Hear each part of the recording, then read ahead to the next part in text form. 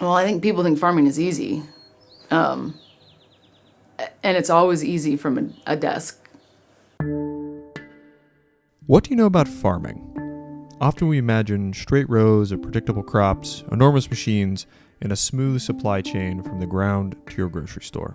But what do you really know about how your food is made? Or more importantly, who makes it? What do you really know about making a living as a farmer? Well, we're about to break your brain.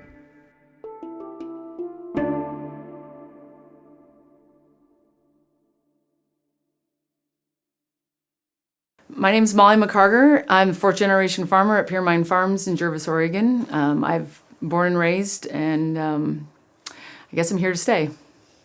So we currently farm about 800 acres. We've been here since, the family's been farming here since 1936. My great-grandparents managed the farm before my grandparents bought it, and then my dad and uncle took over in the early 70s, and now my brother and I since about 2011. Oh man, we grow a variety of things, and it's changed over the course of over the course of every generation, and I guess including my brother and I's generation. We grow hops, sweet cherries, field corn, squash, cauliflower, grass seed, clover seed. We've got 100 acres of certified organic. As market conditions change, so have we. Well, there's 1,000 different things that will affect what we do every day, every year, every season, whatever. It's markets. Markets change, and different things come and go, and we can't always just adjust to trends in consumer, in consumption. And if something becomes unpopular or the price goes up, they're like, we'll just switch and grow something else. Well, that takes a lot of change. It could take an entirely different, like all new equipment. And when you're buying a $750,000 piece of equipment to harvest something, then suddenly that market no longer exists or is there. It's hard to just go, oh, let me sell that or get rid of that and buy the new thing that costs $750,000. I mean, it's just not as easy as people think it is. Oh, yeah, Mother Nature is like the most random challenge. We've had these bumper crops, and last summer we had a heat dome in the middle of cherry harvest and literally baked cherries on the trees.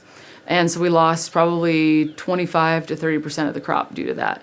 And you can't predict and sometimes you can't budget for these things. And it's all things that we can't control. It's all out of our control. They don't believe farmers when we try to tell our story. Like, these are all the things that we do, and these are all the challenges we face. Anywhere from the concept of being price takers. I think that's one of the bigger challenges currently. Because not all farms can set their price. It depends on how you're growing, what you're growing, and who you're growing for, and how you're set up. So I think, I don't know, and here comes my kid, so it's gonna be loud because she's gonna stop here. Do you need me or something? Is that what she's? Oh, my child needs me, apparently, Okay, really fast. Okay. Yeah. Okay, Break. I'm gonna stop for a second. Apparently she needs something. Sorry. Goodbye. See you at track meet. I think the supply chain in food and fiber in the United States, folks think it's just really simple, and it comes from the farm, it goes to the store, and it magically shows up. But I think the pandemic was a really good example of, for folks, I think it kind of hit them in the face that that's not how it works. When you heard stories of, dairies having to dump millions of gallons of milk across the country, and people are like, well, why? Well, how come suddenly you're dumping milk? Well, because it was set up to be maybe processed and put into tiny little milk cartons for kids at school, or for hospitals, or for whatever sort of those types of markets. And suddenly hundreds of millions of children are not in school, and those milk cartons aren't needed there. But kids still need milk, but the supply chain wasn't set up to be able to put it all in gallon jugs to get to the grocery store, and and shift it to where it needed to be. So that processing portion it's not there, and to be able to shift on the fly when something like the pandemic hit, and that goes.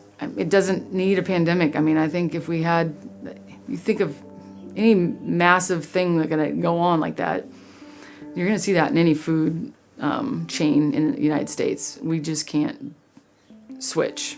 It takes a lot. So what a farmer looks like, I don't think there's a stereotypical picture of what a farmer looks like today. It's although I did buy a pair of overalls yesterday. But so I'm an accountant, I'm an HR person, and some days I don't know what hat I'm gonna wear. And some days there's 30 hats on at one time. And you just go with the flow. I mean, if I got upset and disappointed and held on to failures or other things, I probably would have quit this job a long time ago. I love farming for a lot of reasons, because it's not the same every day. I think that I would get extremely bored if it was the same thing every day. And the way my brain works, I like to bounce around. And I find like one of my strengths is that I can shift on the fly.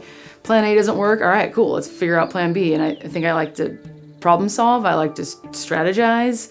And so I think that's part of why I enjoy it. I enjoy getting my hands dirty, being outside, and then in the end, knowing that we're providing food and fiber for folks around the world. I mean, I don't know, it's just knowing, I guess, that everybody gets to benefit from what we do. Even, I don't know, it's hard to describe, unless you're part of it.